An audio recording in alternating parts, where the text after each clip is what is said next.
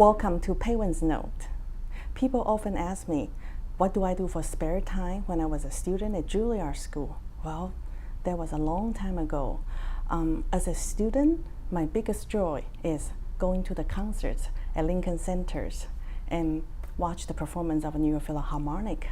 And today, we have such a pleasure to introduce you the cello principal player, Mr. Carter Brey. They are in town and perform 2 concerts. Hi, Carter. Hi. Welcome to Taiwan again. Thank you. It's great to be here. It's so nice to meet you. Do you want to tell us about the program you perform tonight? Well, Tomorrow, sure. A little bit.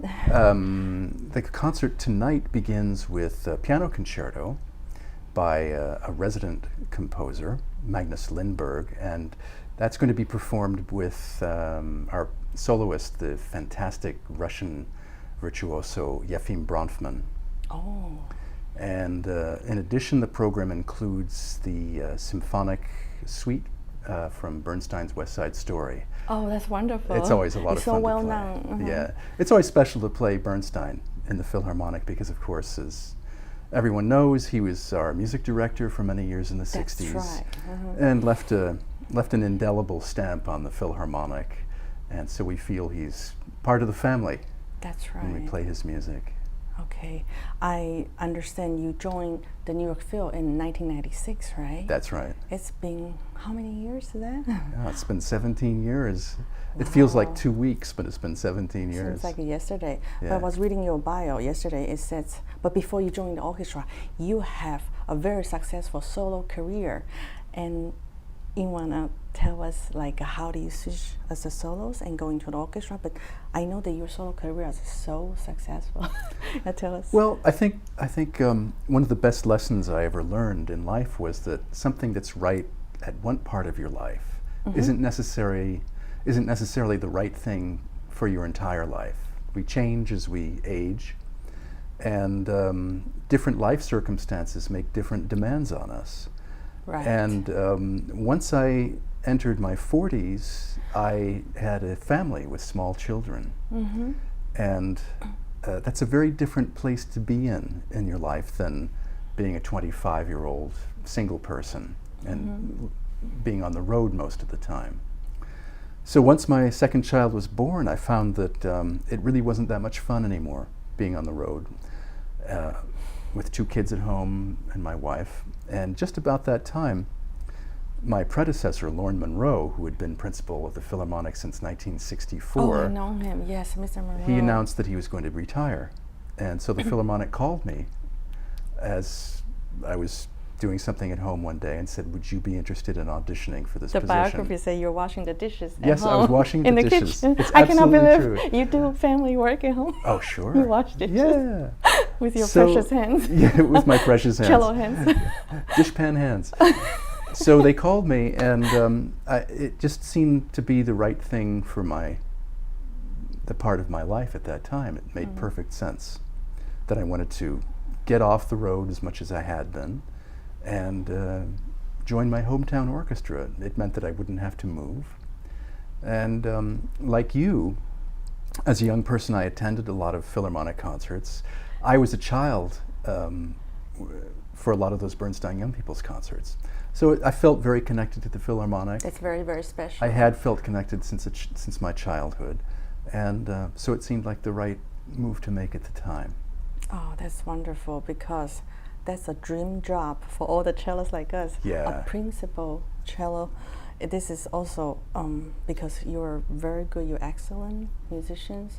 Not everybody as a mediocre could get a job like that. Well, it's difficult to get the job, but it really requires the very same skill set as any kind of ensemble music requires. How different is it, the orchestra work compared to the It's solo? very similar. It's really the same. Same skill set. It means you have to be listening all the time and be involved at every second in what's going on around you. And of course you have to be on top of your part and stay in shape. In that respect, it's no different from playing string quartets or piano trios, anything like that.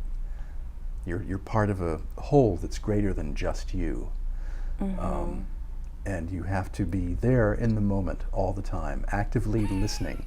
That's the one thing that's in common, I think, to all live music performance, whether it's jazz or rock or chamber music, klezmer. You have to listen. It's all about listening. That's right. If you listen, you can do anything. Wow, this is a wonderful tips for the musician, whoever's watching.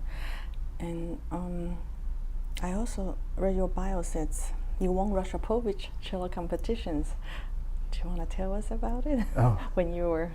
Back in 1981, I had just left the Cleveland Orchestra.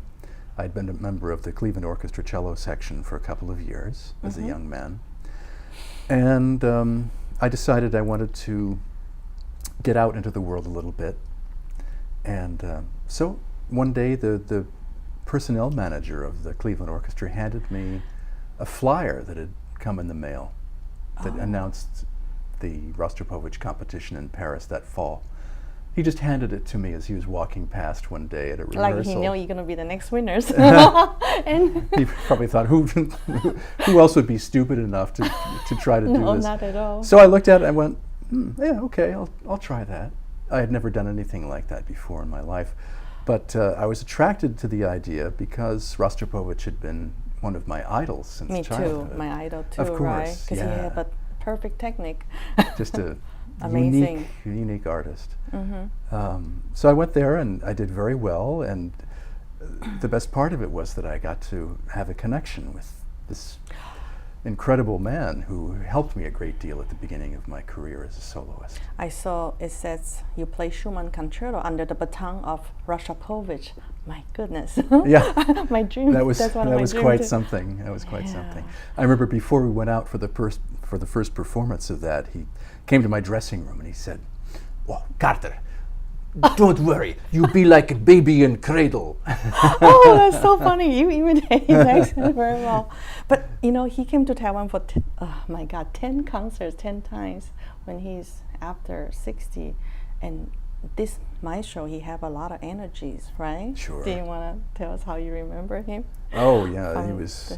You know, it's a cliche to say that somebody is full of life, but it really was the truth in his case. He was bursting with life and vitality and enthusiasm for everything. It was really infectious to be around him. And he's very passionate, very affectionate. passionate, larger than life, really. Yeah, and he's a genius. He could play piano, cello, and conducting. He was a genius. He's one of the few geniuses I've ever had the honor to spend time with. Yeah.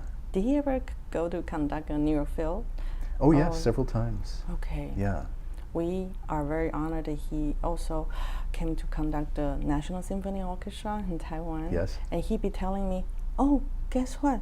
I only slept for 4 hours last night because I'm preparing the next concerts in D.C.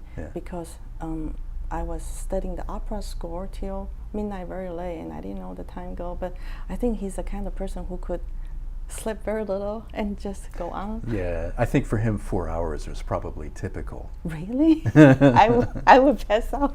Yeah, I know. And he drink coffee. Well, we're normal. He wasn't.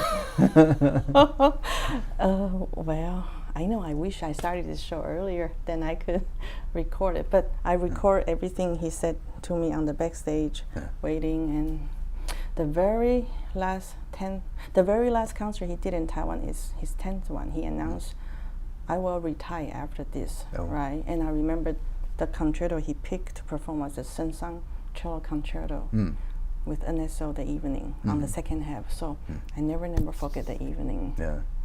What year was that? Oh, I don't remember. But I left orchestra for a while. There was, what year was that? Could easily be 10 years ago or 12 years ago. Yeah. That he just loved life so much that he make friend wherever he goes. Yes, that's right. He become a really good friend with the agent, and then he stayed with the same agent. He used the same agent every time he flew to Taipei, the local one. And he just comes so often, and it's a big encouragement for the people, like younger musicians. Yeah. Big inspirations. Yeah.